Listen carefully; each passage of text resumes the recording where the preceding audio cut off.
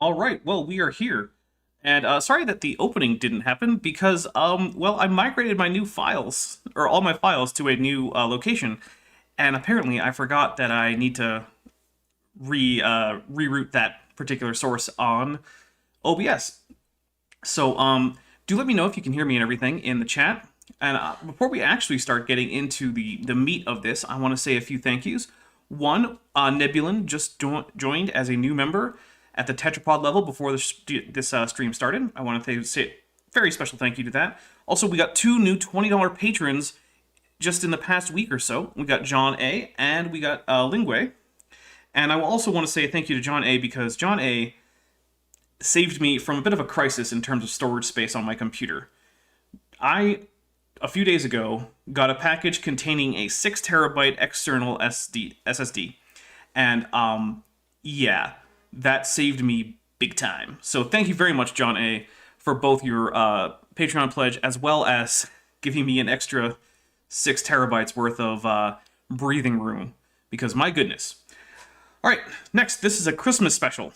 And in order to clear up any confusion about when Christmas is, because apparently that's a thing that confuses some people, Christmas lasts for 12 days and starts on December 25th. However, because it is a Christian religious holiday, it does start at sundown on the 24th because the Christian liturgical day starts at sunset.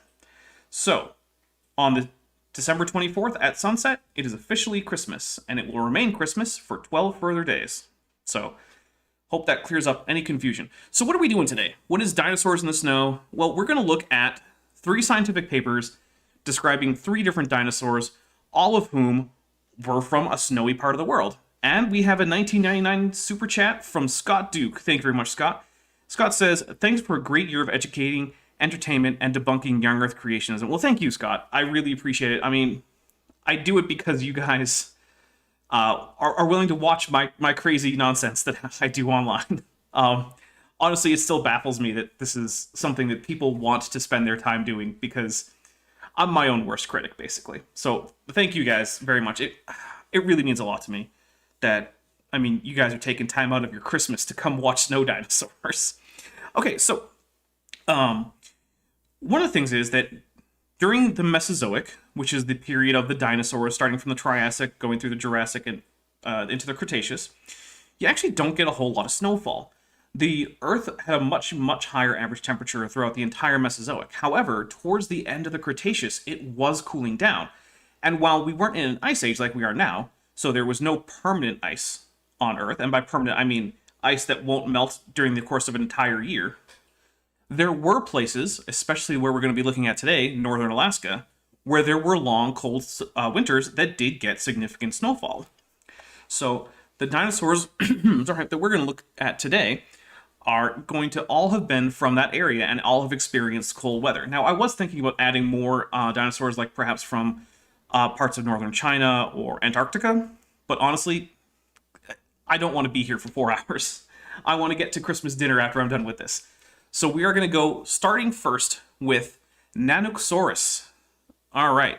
So we're going to take a look at the actual paper, because this is the real science here. This is the paper. We're not doing any pop sci articles or anything like that. This is a diminutive new tyrannosaur from the top of the world by Anthony R. Fiorio and Ronald S. Tchaikovsky. And this was published in PLOS One. That's Proceedings of the Library of Science. Interestingly, the same journal that our friend Matt fraudulently claimed his paper was published in. So, fun little note there. But let's actually take a look at this. So, we'll take a look at the abstract. Now, we might not read every single word of this, but, we're going to give commentary here and there. Tyrannosaurid theropods were dominant terrestrial predators in Asia and Western North America during the last of the Cretaceous. The known diversity of this group has dramatically increased in recent years with new finds, but overall understanding of Tyrannosaurid ecology and evolution is based almost entirely on fossils from latitudes at or below southern Canada and Central Asia. So that is very true. So things like Tarbosaurus, Tyrannosaurus, Albertosaurus, Alioramus, I mean, all of these are very much south of Alaska, especially northern Alaska. Cladistic analysis shows the material. Oh, sorry, I skipped a bit. Yep, remains of a relatively small Tyrannosaurian were recovered from the earliest late Maastrichtian of the Prince Creek Formation of Alaska's North Slope. So, you guys know about eras, right? So there's the Paleozoic era, the Mesozoic era. Eras are divided into periods, like the Jurassic period or the Cretaceous period. Well, the periods are then divided even further into stages. And this Maastrichtian stage is the final stage of the Cretaceous. And that's where you find a lot of the most famous Cretaceous dinosaurs, like T-Rex and Ankylosaurus and Triceratops and stuff like that. Some big names come from the Maastrichtian. Cladistic analysis shows the material represents a new Tyrannosaurian species closely related to the highly derived Tarbosaurus plus Tyrannosaurus clade. The new taxon inhabited on a seasonally extreme high-latitude continental environment on the northernmost edge of Cretaceous North America. So this is where you're getting the snow part, right? A seasonally extreme, so that means we're getting very big temperature differences. High latitude, so we're going to get cold winters. Continental environment on the northernmost edge of the Cretaceous North America. Now you got to remember that in the Maastrichtian, North America was not far from where it is now, like globally speaking. The discovery of the new form provides new insights into Tyrannosaurid adaptability and evolution in ancient greenhouse Arctic. So, what we're getting out of this is basically, hey, we have a Tyrannosaur in a very unusual location. We don't find evidence of other Tyrannosaurus in this area. But it does seem to be closely related to Tarbosaurus and Tyrannosaurus. And we're going to get into more of that in the introduction.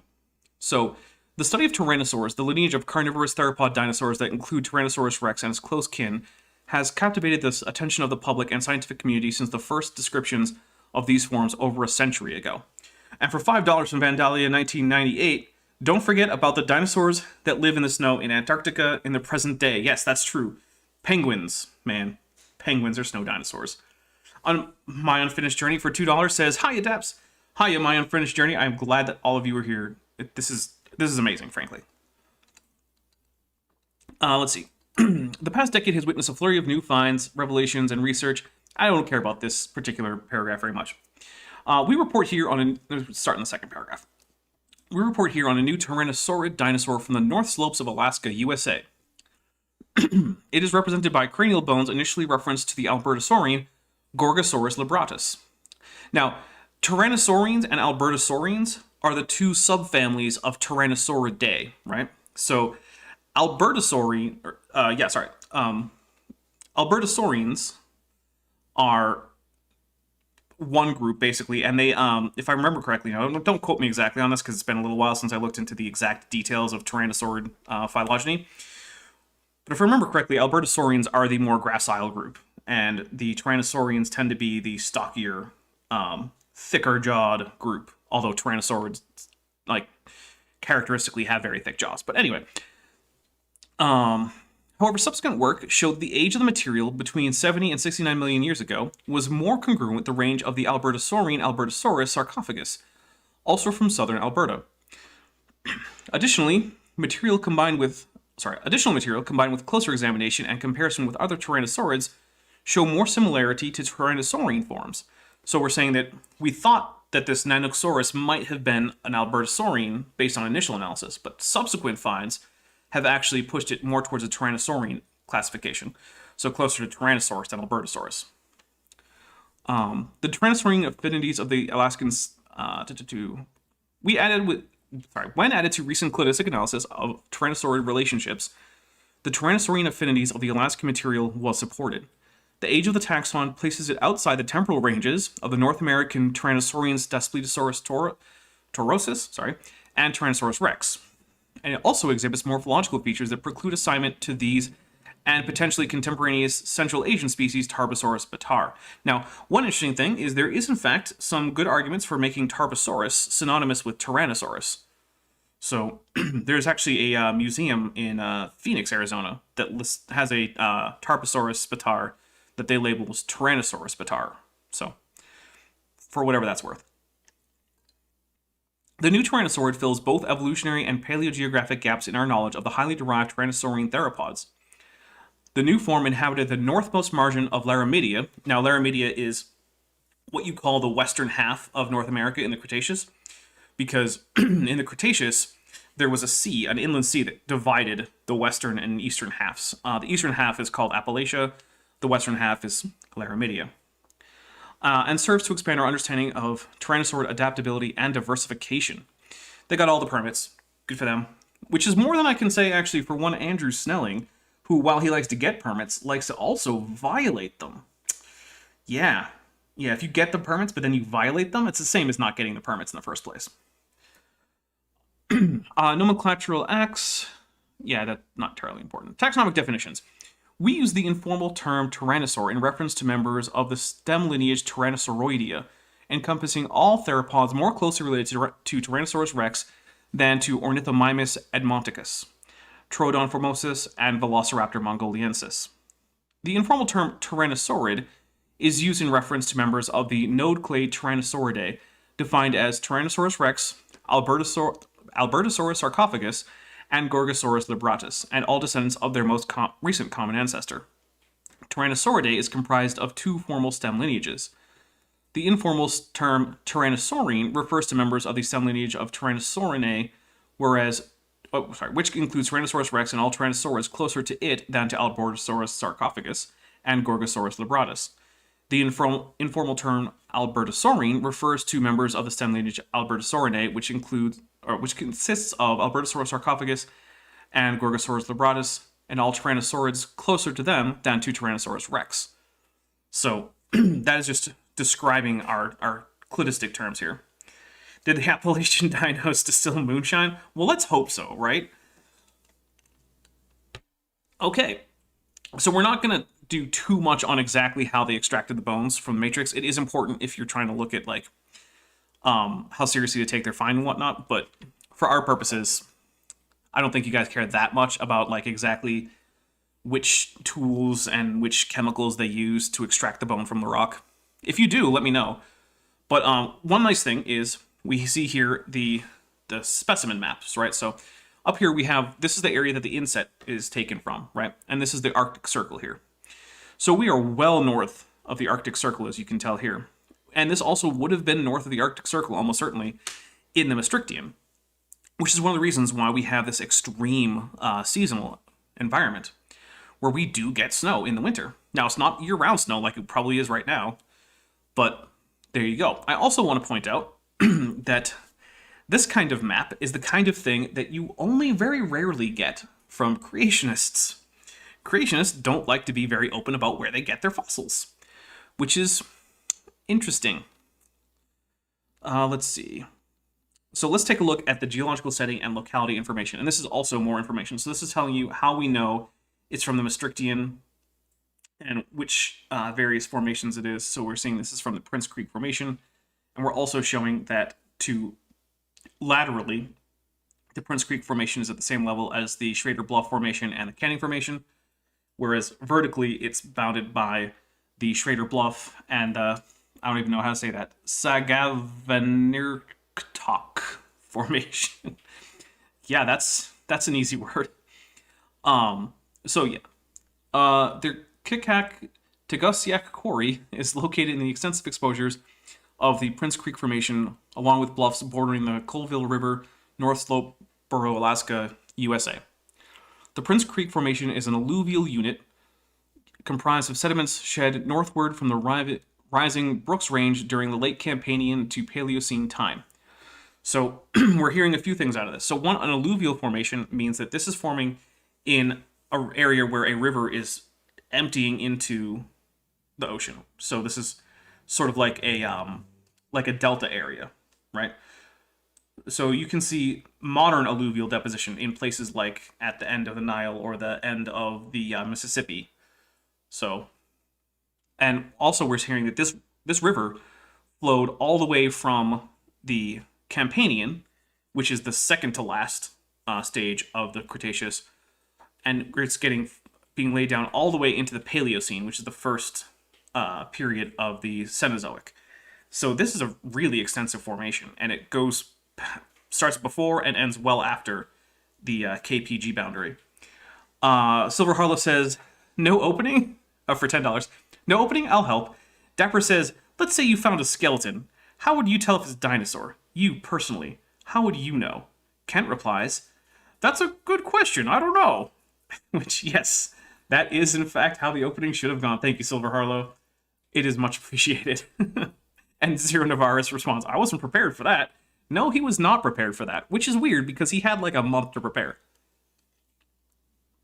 Okay.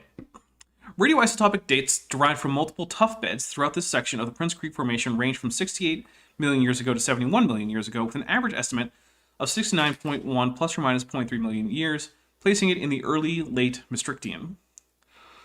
So what tuff is, in case that's a thing, so tuff is basically when ash falls from a volcano and it turns into sedimentary rock.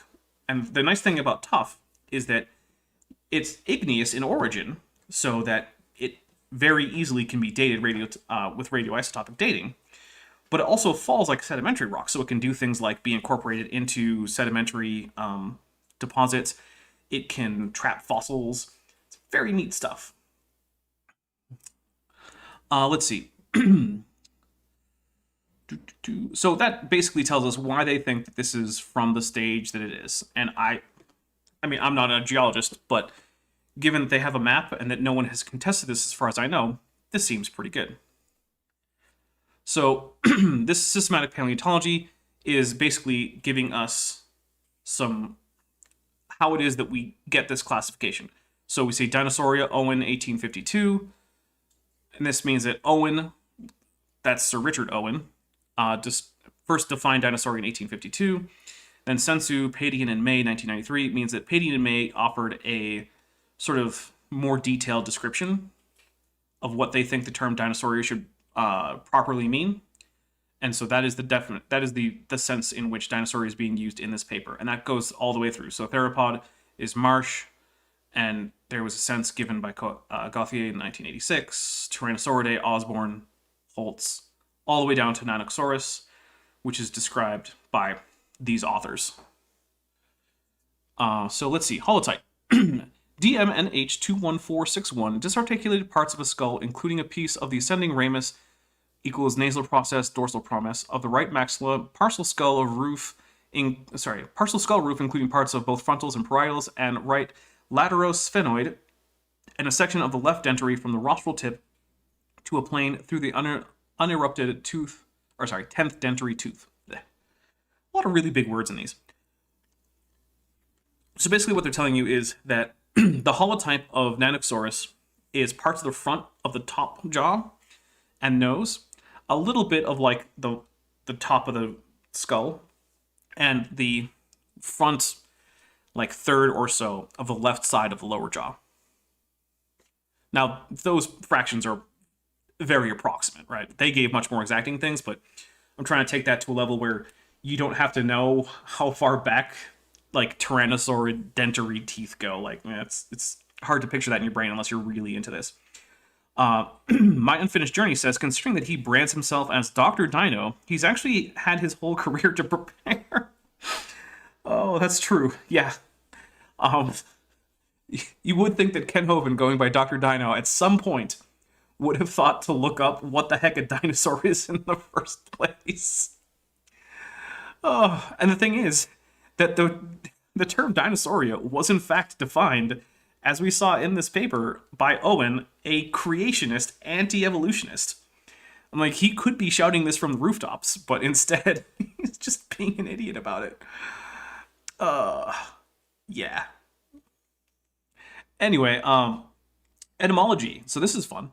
Nanuqsaurus combines a combination of Nanuk, the Inupiaq word for polar bear. Source is from a dictionary of Inupiaq. And the Greek sauros for lizard. Hoglundi, named in recognition of the Forrest Hogland for his career in earth sciences and philanthropic efforts in furthering cultural institutions. So this is actually this is a trend that I like in paleontology, and it is a willingness to go outside of Latin and Greek and incorporate languages from the area where the find was found, right? Even if it's not found by locals to the area. So you're getting Nanuk is Inupiaq for polar bear. There's Tiktaalik, which is a I believe it's an Nanuqsaurus word that means this particular kind of fish. I don't remember what kind, but yeah, I like this. You're also seeing a lot of mandarin coming in dinosaurs, coming another taxa coming out of things like the Ishian Formation and Liaoning Province in general. And so you get a lot of things like Tianlong, which is like Heavenly Dragon, things like that. So I promote this. This is good. I think it is important to have the names of things at least sometimes reflect the cultural heritage of the place where it was found in terms of human culture. On the other hand, though, I don't think it's like some miscarriage of justice to use an entirely Latin or Greek or mixed Latin and Greek name for an organism from, say, northern Alaska. Like, I'm not going to say you can't.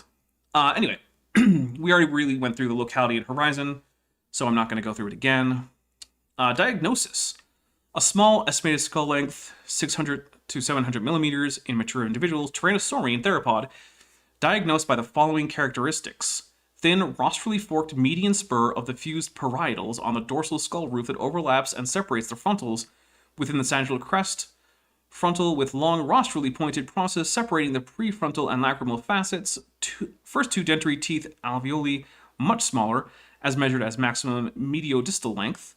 Then dentary teeth, alveoli 3 through 9 in mature individuals, such that the mediodistal length of the alveolus 1 is less than 35% that of the alveolus 3 and 25% or less than that of the alveolus 4, such that the mediodistal length of the alveolus 2 is less than 50% that of the alveolus 3 and 33% less than that of the alveolus 4. Now, that probably didn't mean a whole lot to most of you, and only some of it made a whole lot of sense to me. But basically what we're getting at is that some of these bones that we have here, such as this guy here, and aspects of the teeth here in terms of their relative length compared to each other, is significantly different from what's known in other tyrannosaurids to make this seem like it is almost certainly on a distinct taxon that should not be confused with others. So this is its own tyrannosaurid species. Now this is a reconstruction complete with actual photographs of the bone in question, which again, this is a common thing that you see in paleontology papers, right?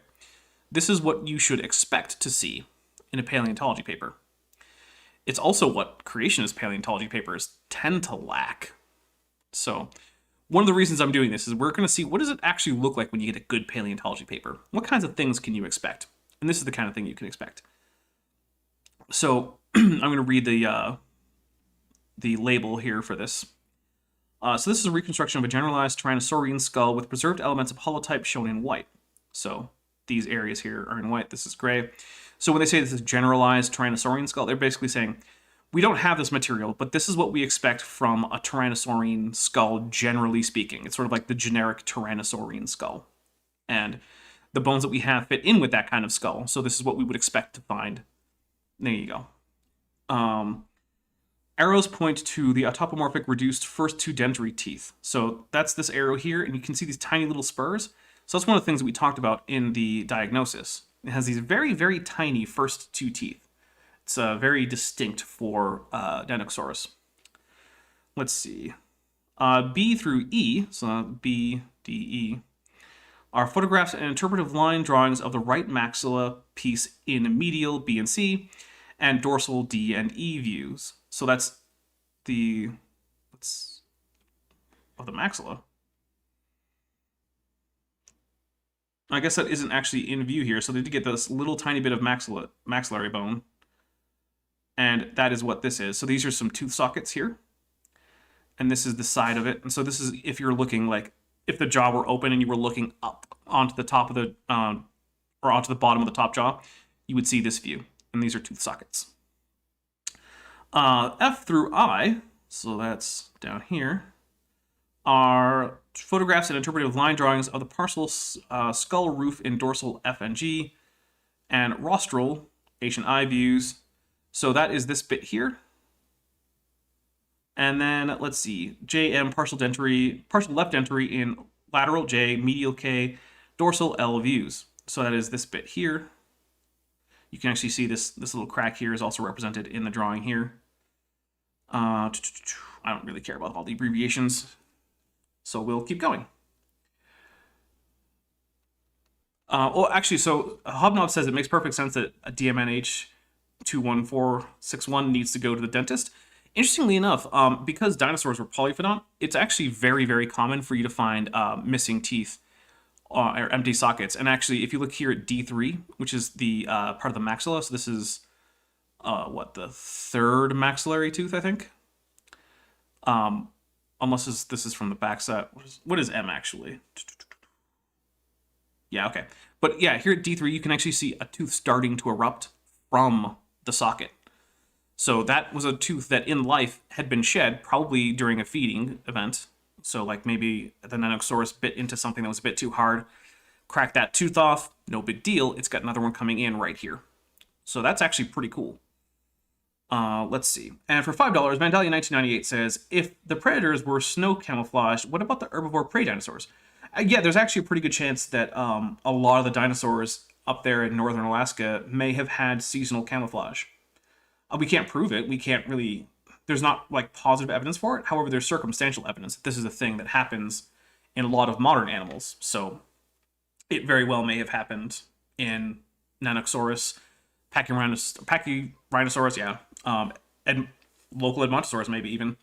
Is that dinosaur from IKEA, says Dave Dalafior for $4.99.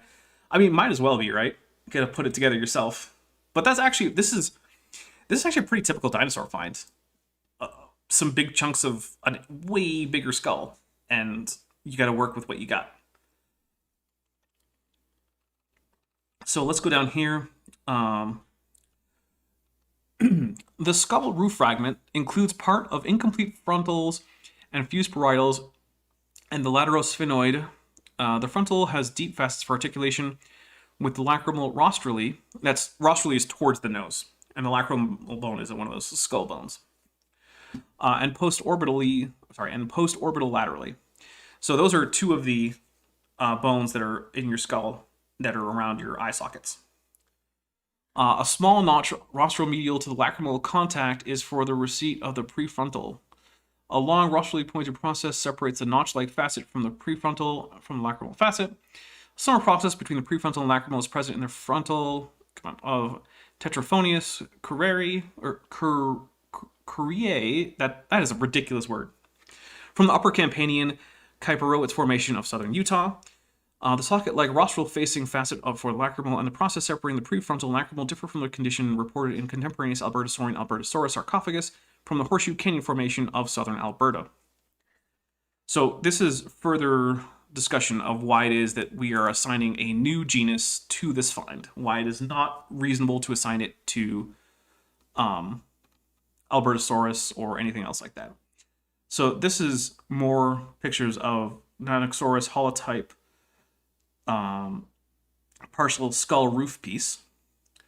So this is just different views. So like we have A, which is up here as right lateral, B is left lateral, C, which is somewhere, there it is ventral, D is rostral. So that's looking at it from the nose side. E is rostrolateral, so you're looking at it sort of from the nose side, but also off to the side. Yeah, and all of these scale bars are the same size. So while physically they're different sizes in the picture, like this is much shorter than this, these are all 5 centimeters, and they basically rescale the images of the bone to different sizes so that they're easy to look at and see what's going on. But these scale bars are 5 centimeters. And there you go. So then we have a table which records various measurements about this. The only thing I really want to point out is that these are actually pretty small measurements for a Tyrannosaurian. This is one of the smallest Tyrannosaurians that we know of. So I'm not going to keep going through every last little bit of anatomical detail, but this is interesting. So this is a parasagittal CT scan sliced through the left partial dentary showing several replacement teeth remaining in alveoli. So basically they CT scanned this fossil And inside of the actual tooth sockets, you can find new teeth starting to grow. And so this is something that dinosaurs did throughout their life. In fact, many animals are what's called polyphenons, so they just keep growing new teeth. Sharks are famously polyphenon, where they have a whole bunch of backup teeth just ready to go. And so here you can see all in a row all of these replacement teeth, and some of them are farther along than others. So for instance, R8 looks like it's farther along than R9.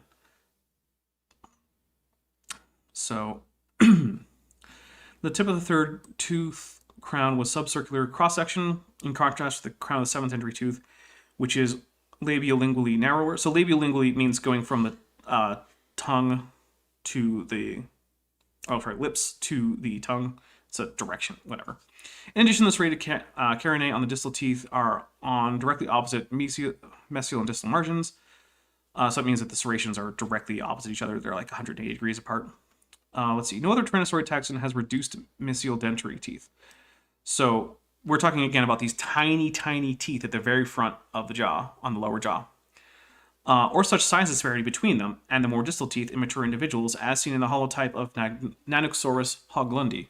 The first two dentary teeth are reduced in the controversial Tyrannosaurid specimen CMNH, whatever, 7541 and BMR P2002.4.1, both of which have been identified as either a separate Tyrannosaurid taxon, Nanotyrannus lasinensis, or as ontogenetically immature Tyrannosaurus rex.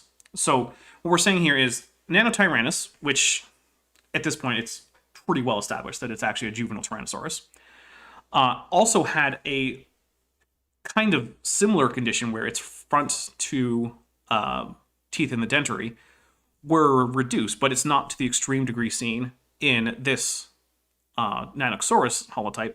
Also, since it's probably a juvenile Tyrannosaurus, and that means that we're not seeing the adult condition, but here we are, which makes this again unusual and worthy of, taxonomic significance. However, the mesiodental length of the second dentary tooth or alveolus is still more than half the size of the third tooth alveolus in these disputed specimens. So that's where we're saying that the size discrepancy is significantly less versus the approximately 45% in the holotype of Dinosaurus. So we're saying that the size difference is much, much more significant in Dinosaurus than it is in Nanotyrannus, quote-unquote Nanotyrannus. A very small individual attributed to Gorosaurus libratus from the Royal Tyrrell Museum of Paleontology also had two smaller mesial dentary alveoli, but even in this immature individual, the second alveolus is more than half, 52% the size of the third alveolus. So again, not as significant a reduction. The occurrence of two small mesial dentary teeth is not seen in all immature Tyrannosaurids.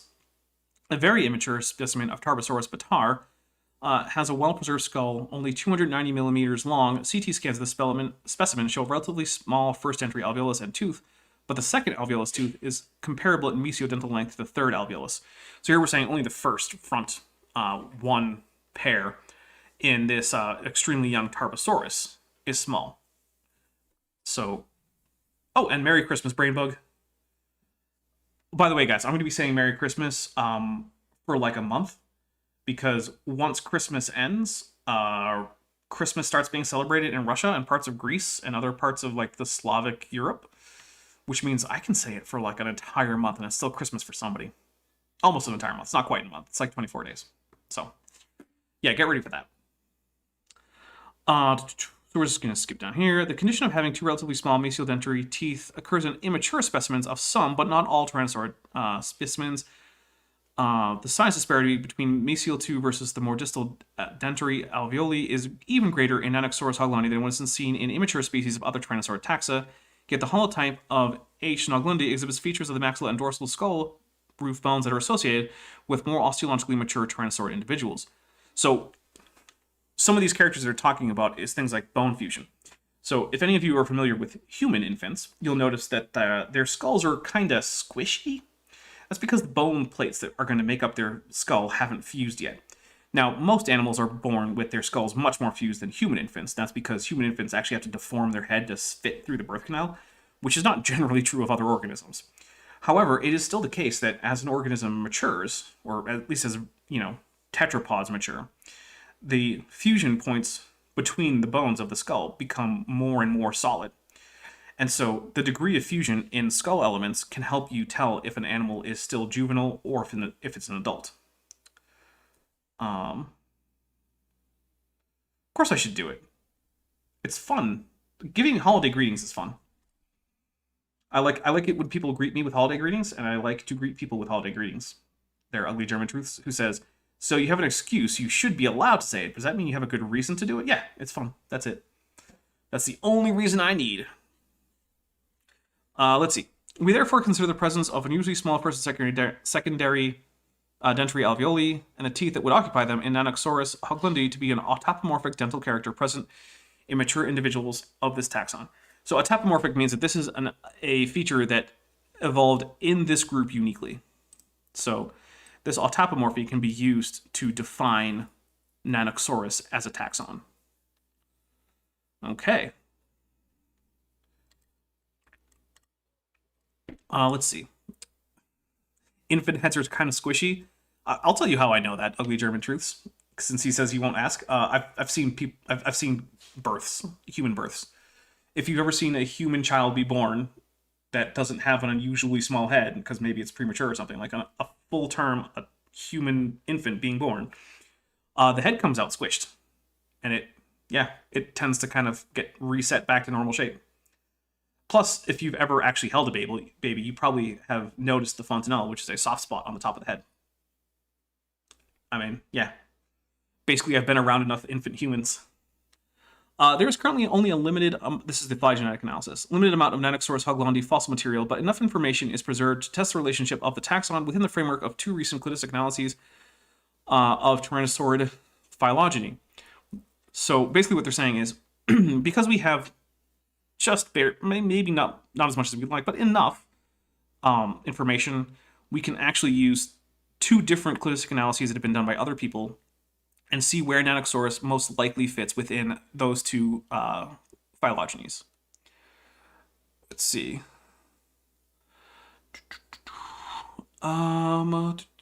We first tested the relationship of N. hoglundi in the context of a very Tyrannosauroid-focused taxon character matrix.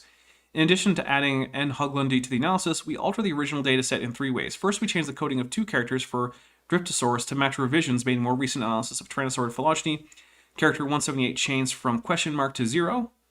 Character 201 rescored from question mark to 0. So what this means is when you're doing a cladistic analysis, right, you have all of these character states.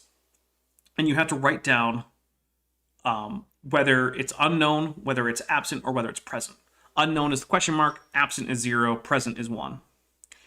And then once you have all of these character states for all the taxa, you can use various mathematical formulae to create most likely trees and also test their probability. So that's what they're doing here.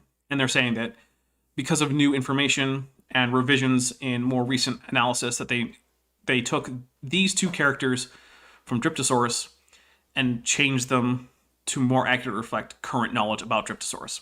Second, we removed Raptorex kriegsteini from the analysis because of uncertainty over whether it represents a distinct Tyrannosaurid taxon from the Lower Cretaceous or is instead an immature individual of the Upper Cretaceous Tyrannosaurian Tarbosaurus batar. Sorry. So again, Raptorex is another one of those tiny Tyrannosaurids that probably was just actually a baby of a bigger Tyrannosaurid. The presence or absence of Raptorex in the analysis had no impact on the resulting tree topology, which means that even though Raptorex, if it is its own distinct taxon, would be somewhere in here, where Nanuqsaurus ends up doesn't actually change anything. So basically, Raptorex could just be socketed into this phylogeny that you see on screen here, and nothing else would change except that you added Raptorex. So what they're saying is, yeah, we excluded it, but it didn't matter. These changes, plus the coding of character 308 for other taxa in the analysis, are provided in text S1. We're probably not going to go through all of the hard data because, I mean, there's a lot of it. The original dataset 2 was required as a Microsoft Word document. I don't really care. So here is the resulting tree that we're getting. So we're seeing that Nanuqsaurus is a sister to Tarbosaurus and Tyrannosaurus, and that its sister group is Daspletosaurus. And then we're seeing all the other Tyrannosaurids. So Tyrannosaurinae we're going from Alioramus all the way to Tyrannosaurus. So in that Tyrannosaurinae, we've got Tetraphonius, Daspletosaurus, Nanuqsaurus, Tarbosaurus, and Tyrannosaurus, all nesting. So Nanuqsaurus is distally branching to Daspletosaurus and Terraphonius compared to Tyrannosaurus, and basal to Tarbosaurus compared to Tyrannosaurus. And then we have the Albertosaurinae with Gorgosaurus and Albertosaurus. And then we have wider sort of Tyrannosauroidea with all of these other groups, like Daspletosaurus and Zhongguanlong, stuff like that. And so also the black bars, the thick bars, indicate how long the organism was likely around in time. And so you get these little overlapping areas. So like at this period of the Maastrichtian, you're getting Dryptosaurus, Albertosaurus, Alioramus, Nanuqsaurus, and Tarbosaurus, all known to have existed contemporaneously, although not in the same place. So, all right. So I think actually at this point we're just going to take a look at this other phylogeny, and then we're going to take a look at another taxon. So we have this one right here, which also adds in Zhucheng tyrannus, which wasn't in the other cladogram, so it's not a big change there. It also is adding in Lithronax, Bistaheversor, goodness. And then we're to the Tyrannophanius, a two-medicine taxon, which is unnamed, Daspletosaurus, Gorgosaurus, Albertosaurus. So here is the Albertosaurine, and this is the Tyrannosaurines. And so that is basically just zooming in on Tyrannosauridae, as opposed to the wider Tyrannosauroidea, which is what you're getting with this cladogram here. Okay, so while we're going to switch over to the next paper, which is going to be on Pachyrhinosaurus, I want to ask everyone, how is your whatever it is you're doing today going? Like, are you celebrating Christmas? Are you having a Yule celebration? You doing some Saturnalia stuff? Doing nothing in particular? No holiday? What's going on? And I ask because I am currently having to rearrange the stream setup so that you can read this paper, because everything's all differently sized and whatnot. So, okay, so the Venerable Bede asks, is there a way to get the exact dates outside of academic papers? Everything I look at gives me the stage an animal lives in. So, I mean, it's going to depend on, if you're looking for secondary sources, it's going to be hit and miss if you're not looking at the actual paper, honestly. That's why I would recommend just going to the paper. It's going to be better. Now I have to double check to see which paper I'm pulling up here. Okay, so this is Pachyrhinosaurus. So we're going to switch to a Pachyrhinosaurus. And so yeah, honestly, unfortunately, my advice really does come down to, like, you should probably just check the paper, because most other things are just not going to give you the detail that you need. Okay, so here we are with, let's see, this is a new Maastrichtian species of Centrosaurian Ceratopsid, Pachyrhinosaurus in the northern slope of Alaska. So we're in the same area, right? So Nanuqsaurus and Pachyrhinosaurus almost certainly interacted. Oh, my first journey, celebrating an upcoming job in a new career. Wow, that's awesome. Vandalia 1998 is waiting to go to my sister's house to eat dinner and play with my great niece, who is coming to Ohio for her first time in 2 years. Well, that's really exciting. I am currently cooking, well, really heating a ham. So I have a nice hardwood smoked ham. I put some brown sugar on it on the outside, so that kind of melts and seeps in a little bit. And I have some really good pasta salad, and it's sort of got like a faux pesto kind of mixed in there. And yeah, anyway, it's really good. But let's take a look at this. We're going to have to go a little bit faster here. And that's because we've already seen, like, with the Nanuqsaurus, like, this is what a good paleontological paper looks like. So we're going to hit the highlights of this one and the next one, and then we're going to... and damn. It says ugly German truths. All right, so we're looking at the same quarry, right? So this is basically the same map that we saw before here. So there's Prudhoe Bay, there's the Kikak-Tegasiak quarry, which is the exact same quarry. We're looking at the same rivers. There's the Arctic Circle again, right?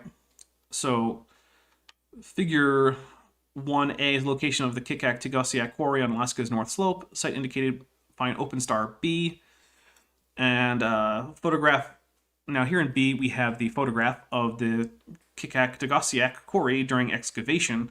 A large field jacket is still in the quarry as seen in the lower left corner of the image. So this is this field jacket right here. So a field jacket is a bunch of plaster and like cloth bandages basically that are put over a wide area around a fossil. And then that whole thing is lifted up out of the location and it's taken to a lab to actually extract the individual bones because that's safer than trying to extract them in situ on site. So now here we have some actual pictures of the skull material. So right here, this is actually a, let me double check, make sure I'm right. This is a dorsal view. And here we have a anterior view. Wait, this doesn't seem right. That's an anterior view. Oh no, we're okay. So I see. Right lateral B. So we're labeling what it is before we label the actual B. That's why that didn't make sense to me. Okay, so yes, right lateral makes a whole lot more sense since you can see a tooth row here. Where I was like, that can't be dorsal. I wouldn't be able to see the tooth row if it was dorsal. So here we have this rostral bump. That is what Pachyrhinosaurus is named for. Because Pachyrhinosaurus means thick-nosed lizard.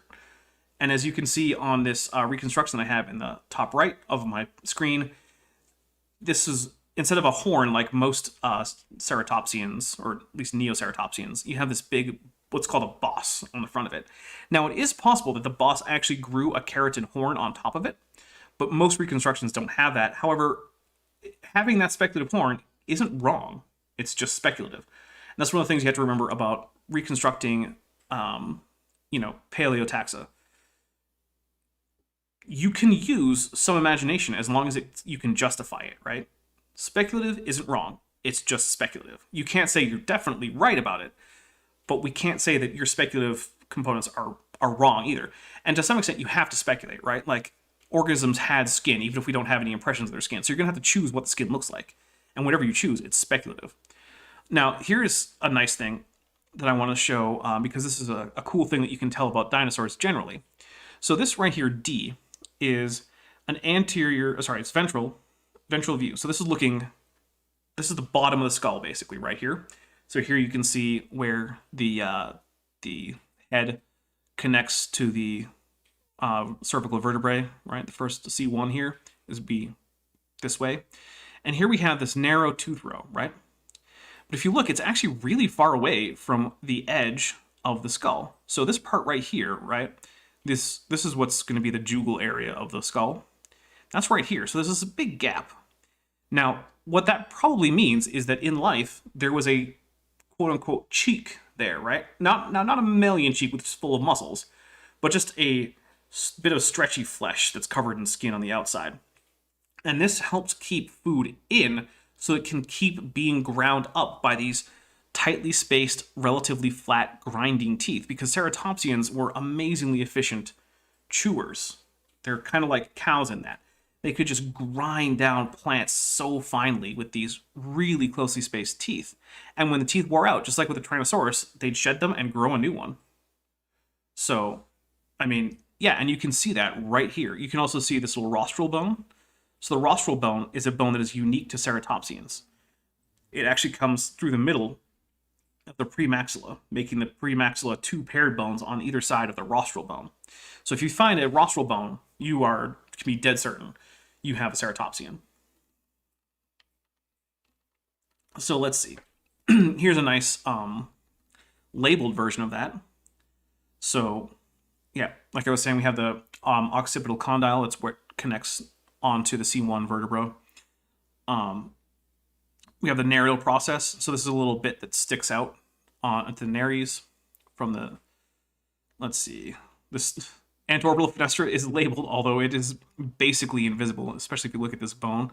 Like they're like, oh, here's an aerial process, and then there's an anterorbital fenestra somewhere in here. As you can tell, this skull is not exactly intact. But let's take a look at... So this is part of the crest, and this is a reconstruction of the crest. And so you can see that in the reconstruction that I have on screen, where you have those horns at the top of the crest that kind of curve down and laterally. And so this is what this is reconstructed of. So you have this horn that kind of comes up and sweeps down, and most bone cores of horn like this would be covered with some extensive keratinous soft tissue.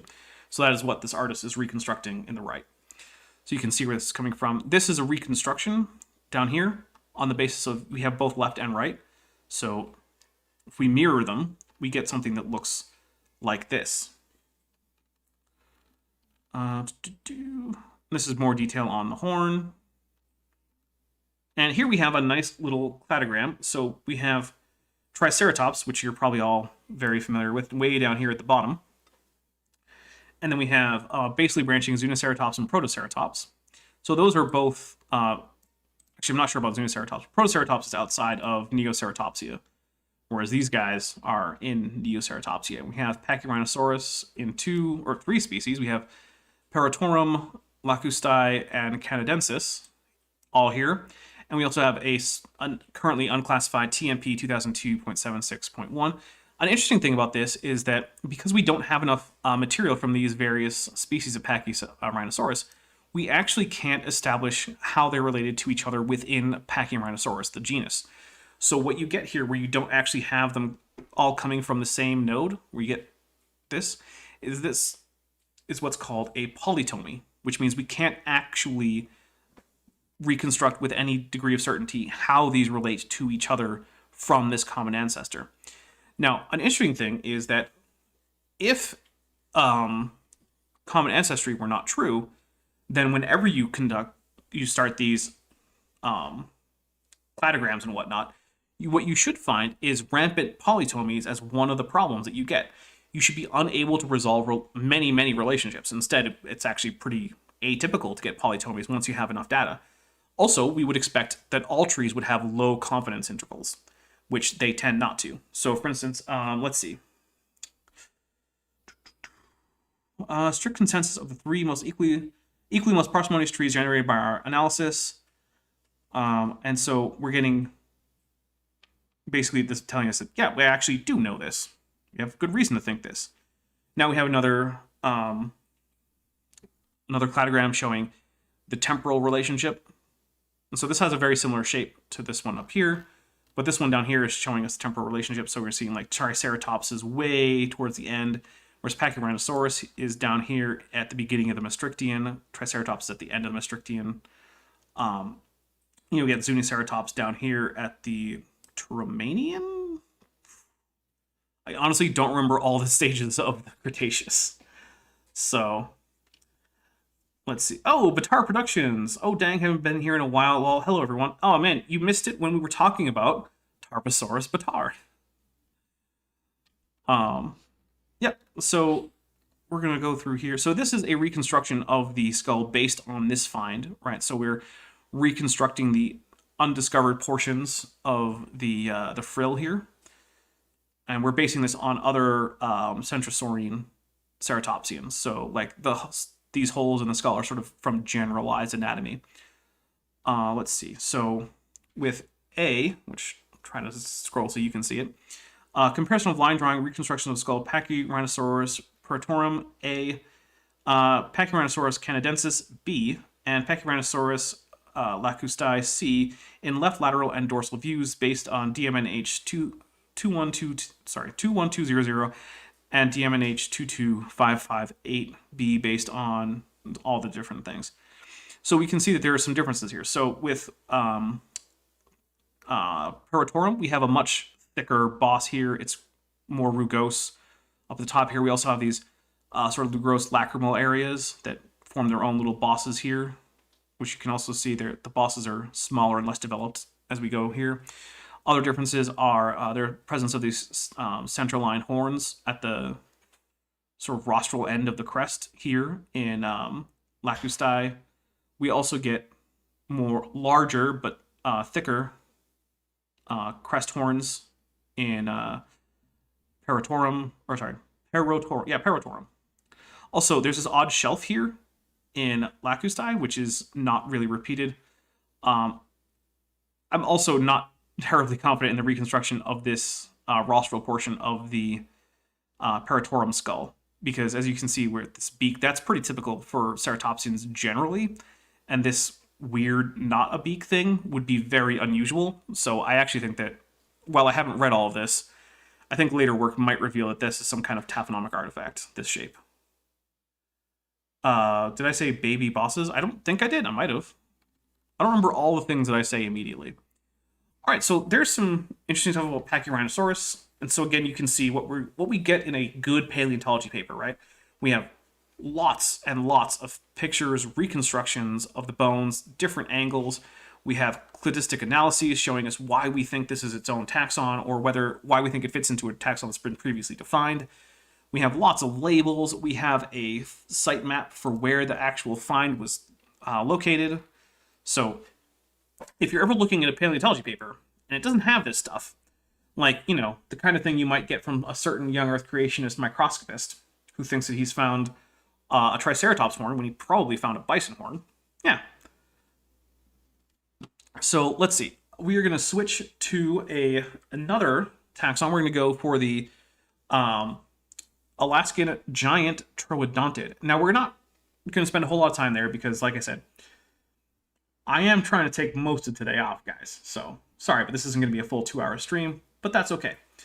So, give me a second while I switch things out so that we can see what's going on here.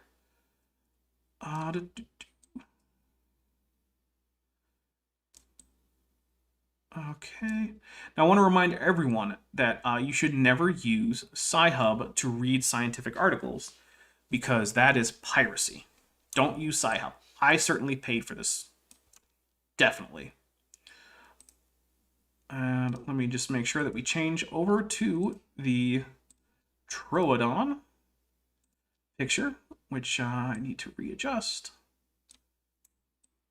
And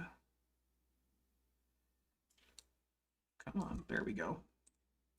Okay, so now we have the Alaskan Troodon. Now, the Alaskan Troodon has, up until this point, not actually been given a formal name. Now, it's not actually a Troodon, it's a Troodontid. And we really only have teeth. So here we can see that in this abstract. Exceptionally large teeth attributable to the theropod genus Troodon are abundant in Upper Cretaceous rocks Campanian through Maastrichtian in northern Alaska. The dominance of low-angle light in this Cretaceous high-latitude environment seems to have selected for an abundance of Troodon. The population of these Alaskan specimens, morphologically the same as teeth attributable to this taxon in other regions, shows a mean approximately twice the size of those found in such southern latitudes as southern Alberta and Montana. That's why I call it a giant troodontid. Smitty says you wouldn't download a car. I absolutely would download a car. Are you kidding me? Actually, I have downloaded a car now that I think about it. Unfortunately, I can't really drive it because it's only a 3D model, but whatever. There appears to be a good correlation between tooth size and body size in theropods, thereby allowing the inference that the increase in the size of the Alaskan Troodon teeth equates to an increase in body size. The increased body size of the Alaskan Troodon is likely related to increased availability of food resources as a result of decreased numbers of other predatory dinosaurs, particularly Tyrannosaurids, in the ecosystem. So, again, we're getting a similar area that we're getting these from. So I've selected specifically a particular paleo environment for this. We're taking a look at dinosaurs that we find in this environment. So once again, we're in northern Alaska, in this Brooks Range. We have Prudhoe Bay again. And once again, Arctic Circle. We're well above the Arctic Circle. And like I keep saying, specimen maps. It's very, very important. Yeah. So here we're looking at the size and length and width of these teeth. So we're getting an idea of the sort of size range. Now, Alberta, Montana are labeled in this with the triangle, and the circle is from Alaska. Now, you can see there is some overlap here in the middle, right? So the largest of the Alberta and Montana teeth are about the same size as the smallest of the Alaska teeth, but you can still see that the Alaska teeth cluster way up here is much longer and much wider than the Alberta and Montana teeth. But also, there's actually a different line of best fit. So, interestingly enough, there seems to be a different ratio in the width to length than there for the Alaskan specimens than there is for the Alberta and Montana specimens, which isn't for certain, but it might indicate a difference in species, right? We don't have enough to actually say that because almost all we have is teeth for these Alaskan troodons. But it's an indication that that's a good reason why we shouldn't just give it the same name as the Alberta and Montana troodon, which is why we still call it the Alaskan troodon, which isn't a real scientific term. Because until you get a really good holotype, you can't just name a species because you found some teeth. But this is an indication that maybe that's the direction this is going. Maybe if we do find enough skeletal material, we have good reason to think that it'll be different enough that we can assign it a new, at least, species. So here's a close-up of a very, very characteristically troodon tooth. So this is figure 3, wear facets of a troodon tooth from Alaska, representative of all teeth examined in northern Alaska. Note that such wear features, such as pitting, indicative of hard food items, are absent from this tooth. So that means this guy was probably not eating a whole lot, cracking a whole lot of bones, or trying to have the occasional bit of seeds or something in its diet. This is mostly consuming flesh, which is actually similar to a lot of current Arctic predators. So even though worldwide things like bears are heavily omnivorous and actually get more of their calories from things like fruit than they do from animals, polar bears get almost all of their calories from meat. And maybe that was the same for these troodons. Maybe unlike their southern cousins who might have had a wider diet, maybe troodon, in Alaska at least, had a much more flesh-based diet and didn't have to go into cracking bones or anything. But also, I love this like almost feathery appearance to the serrations. Most dinosaur tooth serrations are just sort of little notches in the tooth that come to little points. But these have this like weird, like their own little root, and like they look like tiny teeth in and of themselves, and that's very, very characteristic of troodon. Also, having the serrations on both sides, very characteristic of troodon. Most serrated dinosaur teeth are only serrated on the the posterior end, or the posterior edge, right? So this is curving back. So this is the rostral end, and this is the posterior end. And so most dinosaurs would only have, that have serrated teeth, would only have the serrations on this end, but troodon has it on both sides. And so we see another facet here, but we're not going to read the whole thing there. So one of the things that this paper doesn't really go into, but that I do want to talk about, so we'll leave a picture up, is there are trends that you can see in these dinosaurs that occur, generally speaking, in certain animals. So there are certain environments that create convergently evolved body types that just recur throughout history. One of them is islands, right? So you have island dwarfism for big animals and island gigantism for small animals. But in cold environments, what you tend to see is two things. One is you tend to see this increase in overall body mass, which you can see in troodon, right? Troodon's getting bigger. One of the reasons for that is it's easier to keep yourself warm if you're big. Now, we can't see this in troodon, but we do kind of see it in Pachyrhinosaurus, where you get fewer extremities. One reason why it's possible that Pachyrhinosaurus evolved a boss instead of having an actual horn is that if you look at the actual horn of, say, a Triceratops, they're actually highly innervated. They're not innervated, but they have a lot of blood vessels in them. I don't remember what the word is for that. If anyone knows, let me know. But yeah, if you look at the surface of the bone, you see all these grooves for blood vessels in a ceratopsian horn. And if that's the case, and that's just covered in some keratin, and that's what the blood is supplying, which is generally thought to be what the case is, if you're a Pachyrhinosaurus, that's a lot of heat that you're losing out of your horn for no reason. Why would you keep a big old horn full of blood vessels? Get rid of it, turn it into this thick bump, and you can put a bit of keratin over that. That's one of the reasons why, even though it's possible that there was a big keratin horn on top of that boss, probably not the case. So you can see this reduction in extremities. Now we come to Nanuqsaurus. So why is Nanuqsaurus so darn tiny? Well, it could be because it had to get through winters with low amounts of food. If you don't have a lot of food, you have the same pressure that causes island dwarfism. Limited resources means you can only grow so big, and if your body is trying to become the size of a Tyrannosaurus, but you only have enough food to feed a fraction of that, you're not going to last very long. So we have this heavy selection for not being too big, but for being big enough to stay warm and take advantage of what food is there. So that's why we have this sort of convergence on size between Troodon and Nanuqsaurus, where Nanuqsaurus should be, based on its phylogenetic position, a gigantic monster of a dinosaur, but instead it ends up much smaller. Whereas Troodon, by rights, should be a tiny little medium dog-sized predator, but instead we're getting into like Great Dane size kind of thing, much bigger than it normally would be. And so it's interesting that we, even in this not as cold as the modern Arctic environment, we're seeing some of the same trends among dinosaurs that we see in modern mammals. So like if you take a muskox, right? Shorter tail, stockier body, smaller ears than oxen species from farther south to conserve that heat. You also get, in some cases, like with the polar bear. Now, we don't have any predators of the size of T-Rex, so we're not likely to see this shrinking in modern day. But we do get the increase in size with the polar bear, which is the largest bear species. Because in order to take advantage of what few resources there are, mostly seals, that's a big part of a polar bear diet, you have to be big enough to actually run them down across the ice and grab them, because seals are not easy prey. You have to be able to overpower them quickly or they're going to get away. So I just think it's fun that we can see these repeated patterns in the evolution of these organisms so far apart, both in time and in terms of their relationship. Because remember, dinosaurs are not closely related to mammals, but we're still seeing these similarities, which I think is really cool.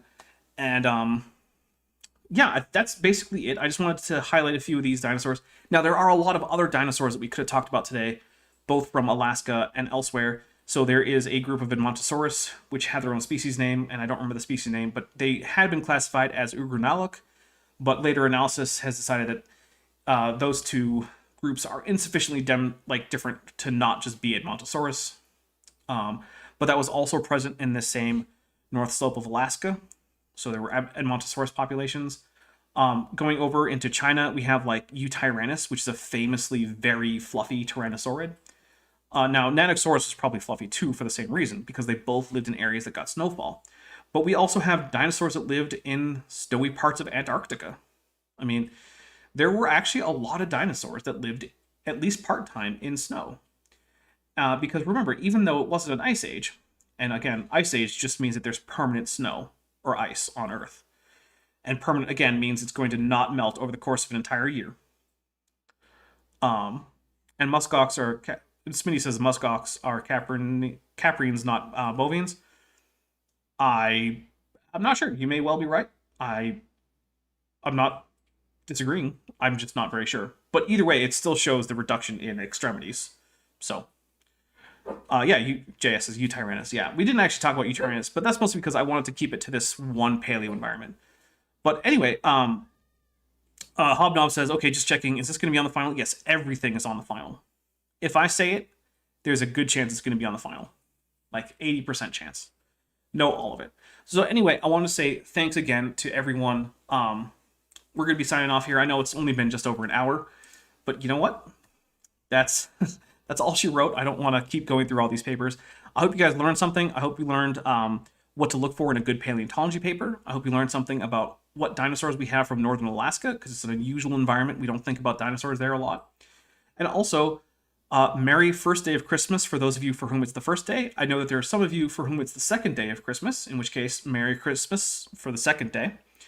Any of you in Australia, it's the second day of Christmas. And I also want to say a special thank you to everyone who joined the channel, like Nebulin, or who super chatted, Scott Duke, Vandalia 1998, Silver Harlow, My Unfinished Journey, and Dave Dallafewer. And also, I want to once again thank John A. for his generous gift of a much-needed hard drive. I now can actually finish new videos that are animated.